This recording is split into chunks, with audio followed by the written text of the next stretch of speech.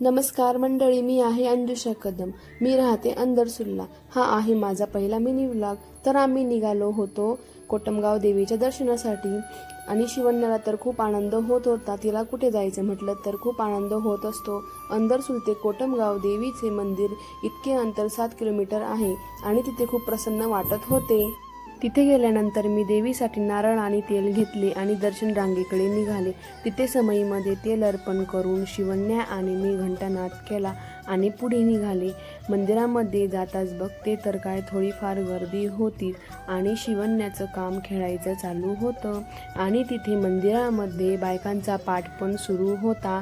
आणि कोटमगाव देवीला श्री जगदंबा माता म्हणून ओळखले जाते, जिथे महाकाली, महालक्ष्मी आणि महासरस्वती या 3 देवींच्या मुखांची एकत्रित स्वयंभू मूर्ती आहे.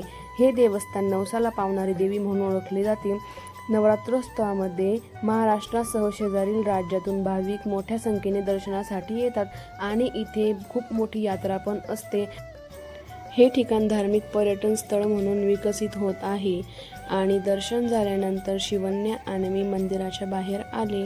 मंदिराच्या बाहेर आल्यानंतर तिथे गजऱ्याची वगैरे दुकाने होती आणि देवीचा कुंकू माझ्या कपाळाला मस्त छान लागलेला होता. मग आम्ही यात्रेकडे निघालो. तिथे आम्हाला एक छान सुंदर रांगोळी दिसली.